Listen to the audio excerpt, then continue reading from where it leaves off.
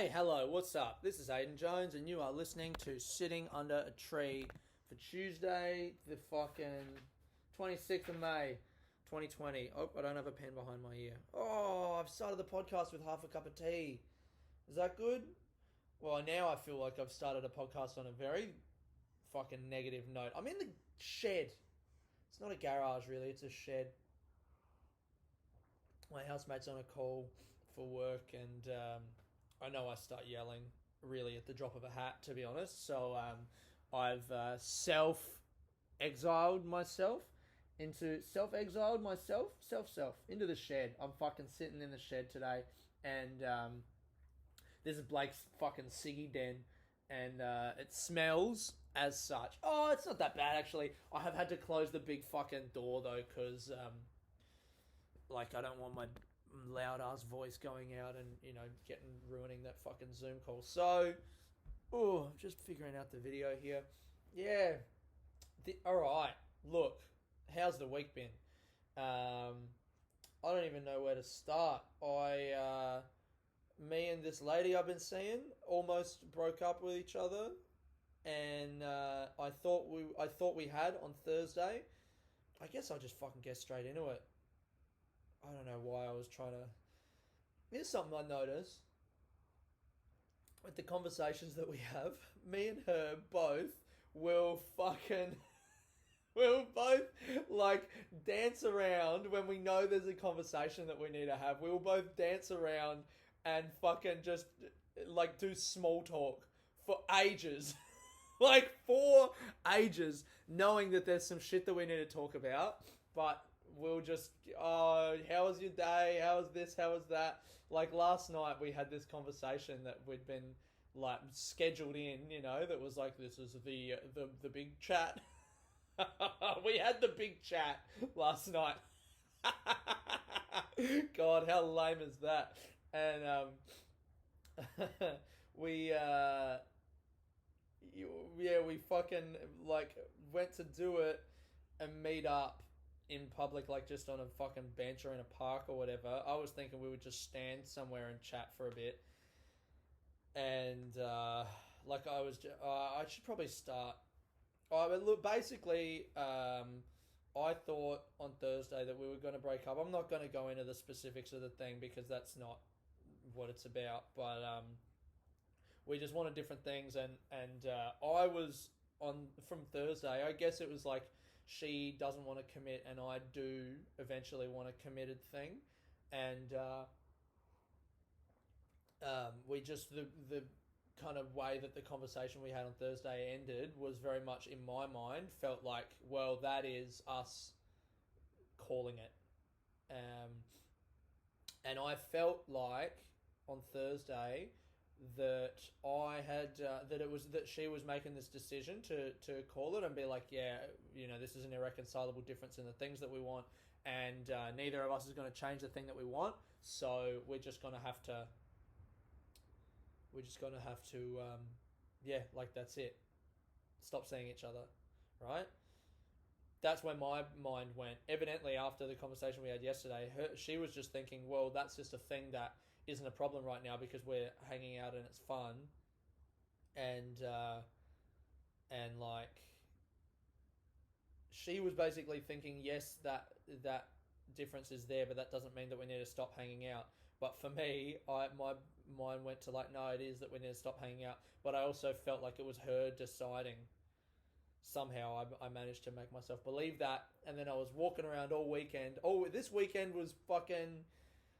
I feel like I've been happy all weekend, but I also want to say retrospectively that it was tough. On Friday, Blake and Liz and I went to Liz's mate's house, who I guess is our mate now as well. We all just had dinner there. It was really nice.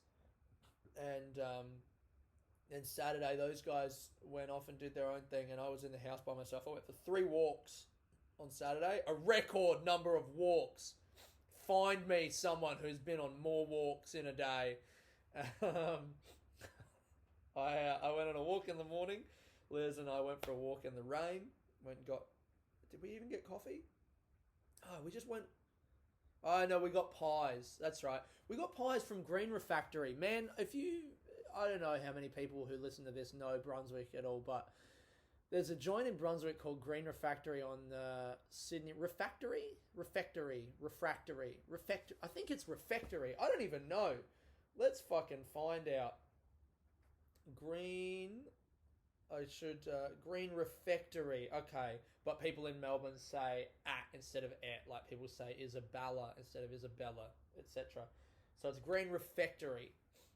It's on Sydney Road, and it's a cafe, and it's very popular because it's super cheap. And whenever I go in, it has the vibe. I might have even talked about this before. The vibe of the place is, it's got those like sneeze guard things with like a salad bar behind the glass and little pre-made pies and sandwiches and whatever. And that vibe to me, I don't know. I don't. Something about me instinctively goes, nah, this isn't my kind of place. I don't want to hang here. And I think that's my like snobbishness, or I love a fucking hipstery place with where the people look like they're judging you on the coffee, and then that makes me feel okay about me judging people on everything, because I definitely do that. That's part of the reason I go to cafes, is to feel better. I don't know if that's necessarily true, but it's fun to say about myself. But so when I see Green Refractory, it's like, you walk in and it feels like you're walking into some sort of deli rather than a cafe, and I feel like maybe they have a back area that I just haven't explored, and so maybe that would be more of a place that I feel comfortable hanging out in, but for me now, I've just never gone in there because I'm like, that's not one of my places, but I've always known in the back of my mind that everyone says the food's really cheap and it's good. But I don't believe that, because I'm like, nah, it's no good. It's the sneeze guard thing just puts me off. Just that's it. That's how I have a hair trigger for, like, I'm so quick to judge a place and never go there. What do they got? Food behind glass? No, thank you. I will walk an extra 500 meters to a different place, and I will discount that place in my mind forever just because they got glass. But anyway, me and Liz went there in the morning she was like, do you want to get a pie from there? And I was like, you know what? Absolutely. Yes. And I went there with her, got a fucking pie or something. It was great. I got the feta pie. Fuck, it was good. And I think you know what though? I think still, in my head, it's like, I had a good experience there, and you know what else happened when I went there? I saw a guy, I don't know why I'm yelling, sorry. I saw a guy who used to work at this cafe in North Melbourne when we lived in North Melbourne, and I used to go there all the time, and me and this dude would chat, this fucking Kiwi dude, I can't remember his name. Zach, maybe? Nah. Or Jibble. Maybe his name's Jibble. Maybe. This fucking guy who I used to chat to all the time, and we got to the point where, like, we were even planning on doing mushrooms together sometime. He was like, yeah, man, we should go do mushrooms in the forest. I was like, I would love to do that. I've got him on Facebook. And I saw him. He works at Green Refractory now. And I saw him in there, and I was like, my man, what's up? Fucking, it's so good to see you. And we had a nice chat. So I've been to this place. I've had the food there. It's good. And I've met a dude there who I know and like, and he works there. And I still don't think to go there. Maybe I just resent that I'm not the one who discovered it. I like discovering places by myself. And everyone's told me about that place. I'm like, you know what? I don't need to go to that place. No, thank you. I will go to the places that I found on my own. Because I'm such a contrarian, or I value my fucking independence so much. And you know what? Maybe this comes back to the fucking relationship chat that I'm about to dish out here. So me and Liz went for a walk Saturday morning in the fog and the rain, walked around the park for a bit, got my fucking leather boots. Got my boots a bit wet. Which I worried about, but I mean, I think they're fine.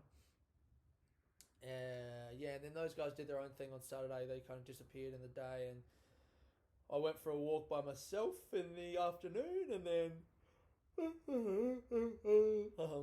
went for another walk in the evening, just all directions from my house, man. Just walking, thinking, and the whole time in my head, I was just having the same conversation in my head with this girl, which she asked me last night, actually. She was like, that's really interesting that you have conversations with me in your head. What do I say in those conversations? And I was like, wait, let me think for a second. And I was like, oh, that's right, nothing. You don't talk. When I talk to you in my head, I'm not talking, I'm just talking at you. You don't say fucking anything. Sometimes you smile or maybe you cry. God damn it. What a fucking irredeemable narcissist I am. Yeah, so that was me all weekend, just having these conversations over and over again, and the same conversation because there's no input from the other person, so it's not like I'm actually learning anything or having to fucking really consider deeply my own issues that I'm bringing into the situation. And so the conclusion that I arrived at, independent of any outside input, was that I felt like she was ending this thing, whatever it was that we were doing, because and this is how the spiral of self-pity that I descend into. I felt like I was giving everything I could, putting all my energy into it, and it was difficult, and at some point she decided not to, and that's why she was ending it. And I was kind of sad about that for a bit, but then yeah, I'll talk about this. I went to, luckily, I fucking managed to get onto the therapist that I went to last year and book an appointment for Friday. And I went in on Friday and I said those things to my therapist. And obviously, being like the therapist that I'm talking to, all she has to go off is what I have to say, you know, and she has to take the things that I say at face value, even if, I mean, I think she genuinely did believe my appraisal of the situation. It sounds reasonable. And she said, well, you know what? It sounds like you... She fucking, again, gave me incredible advice. She just said, it sounds like you really care about this girl, and if you're going to have one more conversation with her on Monday, which is what we had agreed upon, then you just need to make sure that she knows that you care about her. And tell her whatever you need to tell her, and be honest and be as open and honest as you can, and just make sure that she knows that you care about her. And even if she doesn't hear that right now, then later on down the line she will, and she'll understand that was a person who really cared about me. And so that's what my plan was, right? All weekend I was just having this conversation with this girl in my head, getting ready for on Monday I'm going to go and I'm going to say that stuff, and then it's going to be done, because she's deciding, that's what I convinced myself of, she's deciding that we're not seeing each other anymore. And pursuant to that, is that the right use of that word? Basically, because of that conclusion that I'd reached, I then went, well, you know what then? That means that because I gave everything to this thing and it didn't work out and it wasn't my fault, that means... Fuck, that's crazy to say. It wasn't my fault. It's not my fault. It's not my fault. Ugh. I then went, well, that means that I didn't do anything... Like, I put everything into it and it wasn't me, it was her. So I just need to find the right person and do all the same stuff again. And so what I did was on Sunday, I fucking re-downloaded Tinder and I just started talking to girls on Tinder. Like normal, like feeling fine. And had some nice conversations. And then on Monday, I met up with a girl from Tinder and just like had a nice time and whatever. And I don't know. I mean, I didn't really feel like it was going anywhere or whatever, but it was nice. So don't need to talk about that. But then I met up with the girl that I've been seeing last night, and we kind of talked it through. And I realized that after a while, that actually it wasn't her saying we couldn't see each other at all either. She was just telling me, this is how I feel and I'm not going to change. And I was like, well, yeah, I mean, I think this is how I feel and I'm not going to change.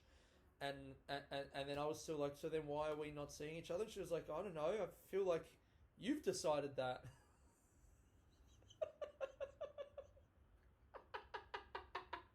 And I was like, yeah, I think I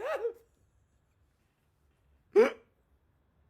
Like, I just got it in my head that, well, if she doesn't want what I want, then this is pointless, so why even go on at all if it's going to end at some point in the future? So I just decided, like, I have this fucking pride or what is it? Like, maybe anger? Maybe it's some anger that I have where it's like, well, if I don't get what I want, then you don't get what you want. Even if what you want is kind of what I want, I'm going to deprive myself of this thing that I want because I'm angry at you for not giving me the whole thing that I want. What an insane position to take up. I think I fucking do that, man. I think I've always done that. Whenever I've been broken up with, or whenever I've been broken up with, maybe I haven't even been broken up with in the past. Maybe I've just always bailed on situations because I'm like, fuck you, I should get everything I want. And I'm angry when I don't. I just throw my toys out of the pram and I go, well, if I can't have what I want, then no one gets anything. Entitled. That's what it is. It's entitlement. I am an entitled lover. Fuck. I didn't even say that last night. That's a new thing. That is exclusive content for the podcast listeners. It's exclusive emotional revelations. That's what you get on this podcast is shit that I don't even tell the people in my life because I come on here and I get to talk it out by myself. You know what? This podcast is literally what I've... Maybe if I ever did a Patreon, what I would do would be just to hook up a microphone to my fucking, like a lapel mic there so you could catch me doing the conversations that I have to myself all the time when no one else talks, because that's literally what this podcast is. It's just that out loud. This is just me walking around the streets of Brunswick by myself on Saturday night, but I've made a time every week where I do it. Exclusive emotional revelations for the podcast listeners. There you go, guys. Fuck me. Yeah. I'm entitled in a relationship. That's what we've discovered.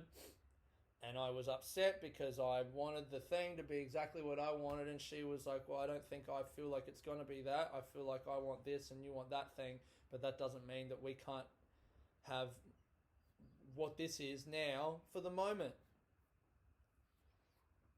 And a part of me is like, you idiot, you're playing into her hands. This is exactly what she wants.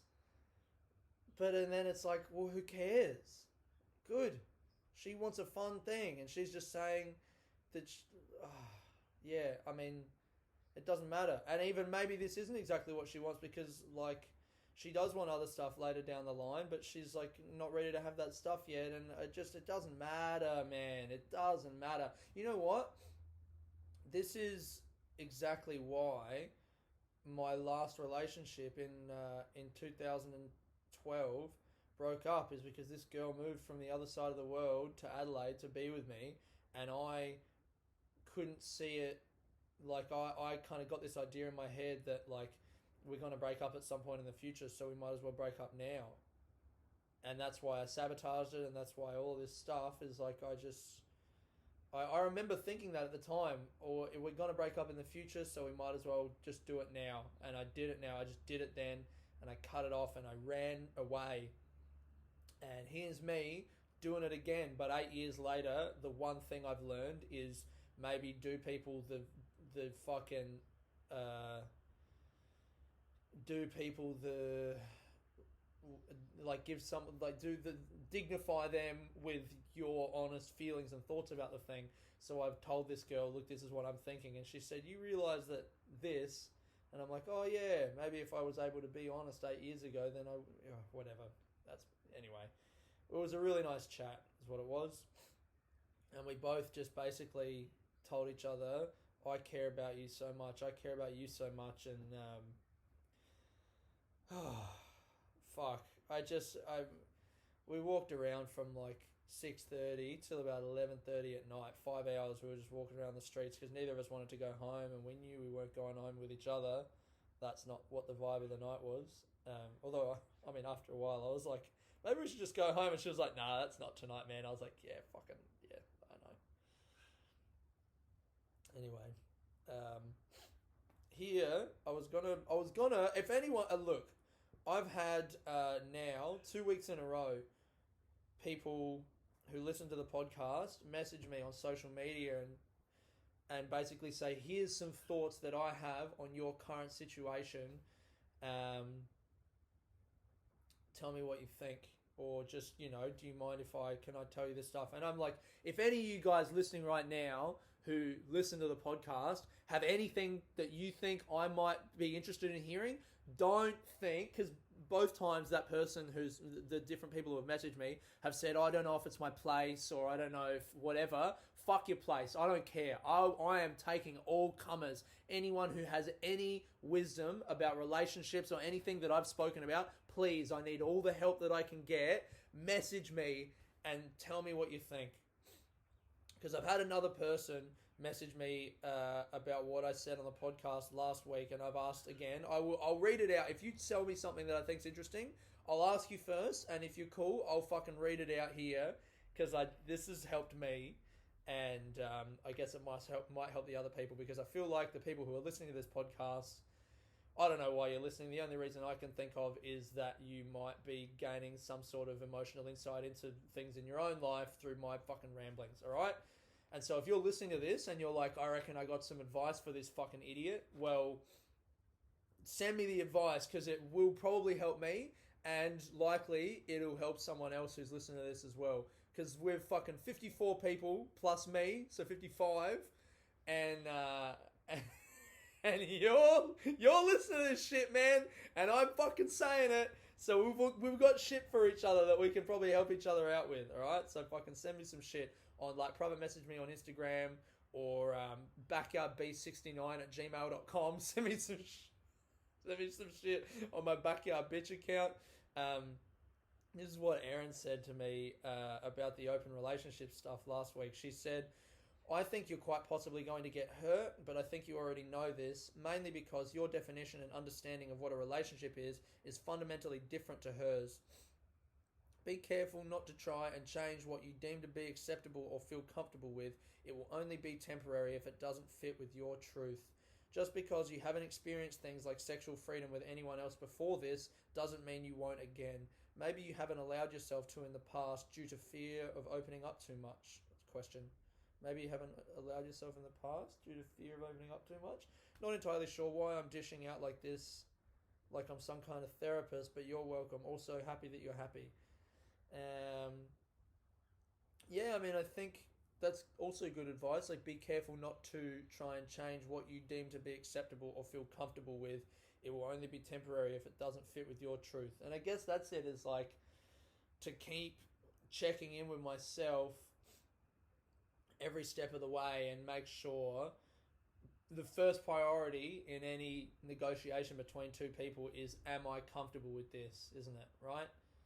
Am I comfortable with what's happening? And once I figure out the answer to that question, then I can tell them this is what I'm comfortable with, and that's where the negotiation starts. And I feel like the only way that you can answer that question, am I comfortable with this, is to put yourself in the situation.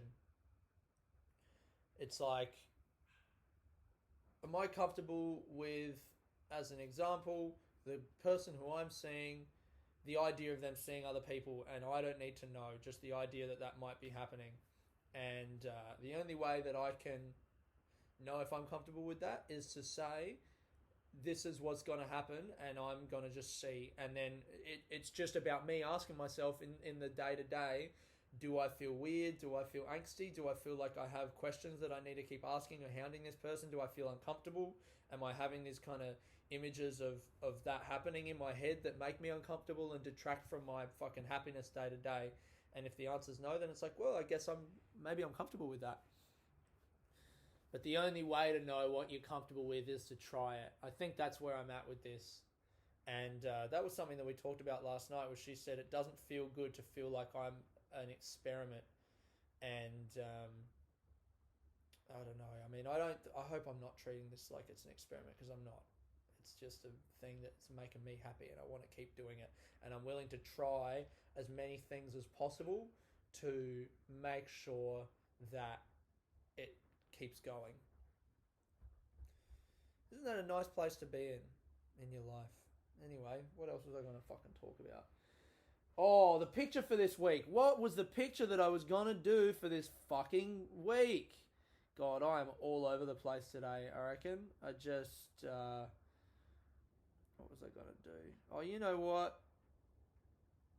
The picture that I'm going to do this week is a picture of me that came up on Instagram from like 6 or 8 years ago or something, of me in a bar in Adelaide wearing this fucking purple... Oh man, actually that's kind of serendipitous that I've spoken about the girl who moved to the other side of the world to be in a relationship with me, that I fucking pushed her away. The shirt that I'm wearing in the photo for this week is a shirt that she gave me, this purple button-up shirt.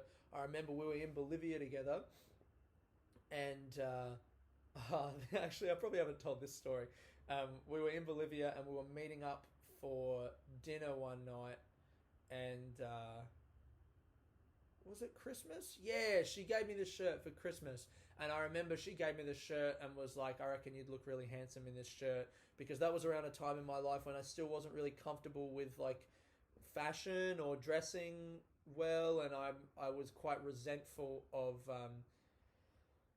any ideas of like trying to look nice, because I felt like people should fucking be able to see the beautiful person that I am inside, rather than needing me to dress nice and whatever. I just resented the idea that I should have to present a nice exterior for people to respect me. That's how much anger I had pent up. And still have, but it manifests itself in more subtle ways now as I get older. Anyway, so she for Christmas that year got me this purple button-up shirt, and then like maybe in January we met up for dinner, and I wore the shirt. I think she asked me to wear the shirt. I think that was still a point of, she was like, I want you to wear the shirt. I reckon you'll look handsome. And I was like, okay, for you, I'll wear the shirt. And that was me learning how to take pride in my appearance. I needed someone else to be like, I think you'll look good if you dress this way. And I'm like, well, if you think I'll look good, then I'm doing it for you. I'm not doing it for me. So I wear the shirt. We're meeting at this restaurant in Cochabamba in Bolivia, and it's nighttime, and we're in a third world country, and I'm meeting her at this place, which means she is getting there under her own steam by herself, taking public transport or whatever. And it's like 8 o'clock, it's nighttime. And I see her on the other side of the street, walking down the street to meet me, and I think, I know, I'm gonna come up behind her and like surprise her. Like, that'll be like funny. I'll give her a shock, and then I'll be like, it's me, ha ha. I don't know, that's as far through as I thought it. Not thinking that my experience of walking around alone in a third world country at night is very different to a small 20-year-old white girl's experience of walking around in a fucking third world country at night. Because like, she's a white girl, and I am number one, a guy, and number two, my skin tone and everything makes me look that I'm from there, because I fucking, ethnically am, whatever. So I fucking cross the road up, and I'm like sneakily walk up behind this girl, and I think I even grabbed her on the shoulders and went like, ah! And she was like, ah! Oh, this poor girl. She like screamed and like jumped to the side and started to run away, and then turned around and saw me, and I saw the fear in her eyes, and I was like, I'm wearing the shirt, look. Don't you think I look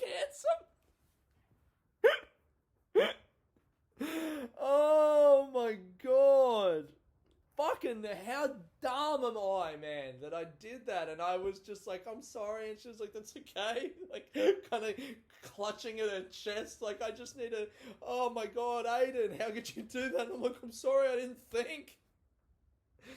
And then we, had dinner, and it was nice, whatever. And that shirt is the shirt that I'm wearing in the photo for this week. Go on the Instagram, sitting under podcast, and fucking check that out. I'll do a Google Deep Dream on it. That shirt lasted me for 3 years until 2015 in London. I did a gig, and it was the worst gig I ever did, and I kept that shirt that whole time, but it started to get a bit tatty. And I remember wearing it to this gig. It was at Jongleurs, which was a big comedy club in the UK that I'd impressed one of the bookers at this random open mic, and they'd got my name and booked me for this gig, and it was a big thing. It was like a trial spot, and if you do well, then maybe there's a bunch of paid work down the line for you. And it was a Saturday night. I was the youngest person on the lineup by about 20 years, and I rocked up wearing this purple shirt that I think I'd worn out the night before, so I was also just self-conscious. I knew that it smelled bad, and it was untucked, and I just didn't look the part. I looked like the other guys on the show were all experienced circuit pros, and I was fucking 24 at the time. It was the 1st of May 2015, and they were all wearing shirts tucked in, belt, blazer. I come on wearing jeans and this fucking unbuttoned shirt, and just bomb. In my head, I'm just like, oh, I don't look the part, and then my first joke bombed, and I was like, oh, they can tell I'm not supposed to be here, and they just got completely on top of me, and I ate fucking shit for 10 minutes. It was horrific. And that night, I went to a friend's house, and I got there, and I remember my shirt. I remember thinking, like, this shirt still smells, and I think I asked my friend, do you have any other shirts that I can wear? And I took the shirt off and I put it in the bin. I was like, I can't have this shirt anymore. It's tainted. Because the bomb was, that's to this day is the worst set that I've ever done, the worst bomb that I've ever had. And yeah, I was like, I can't. I fucking chucked it in the bin. Oh, anyway, so that's the picture for this week.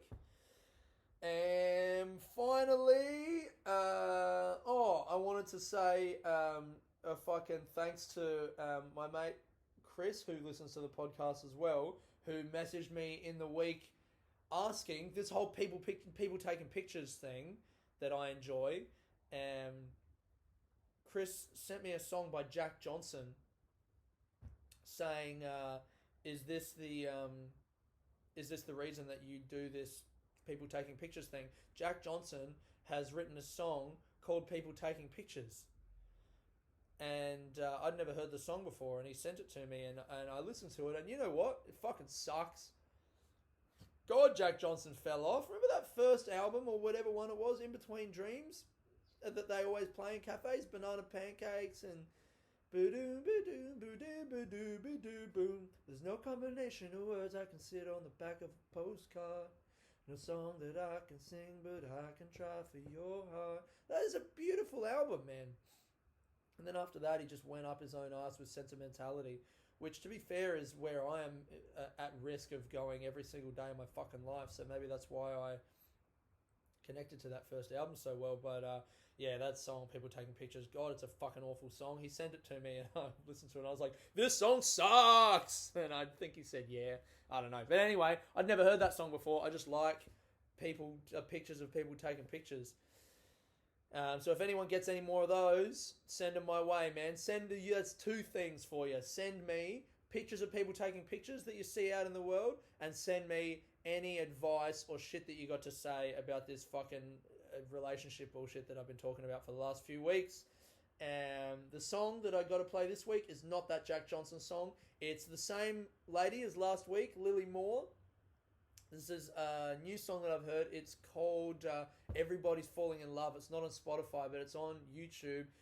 Fuck, it is a good song. It's been in my head all week. It is just, the way I describe it is it's just a good fucking honest pop song, man. It's catchy as hell. She has an incredible voice. She sounds like Amy Winehouse. That's unavoidable comparisons to Amy Winehouse. She's just got a gutsy, jazz, husky, powerful voice, and she's this fucking short chick from Brighton, and man, she's fucking exciting to listen to. So that's the song that I'm going to play myself out here. If you're watching on YouTube, you won't see it, but if you're listening on Libsyn or Spotify or wherever, that's the song that's coming up. And that's it. That's the podcast for this week, you guys. Thank you so much for listening. This has been Aidan Jones, sitting under a tree. Peace.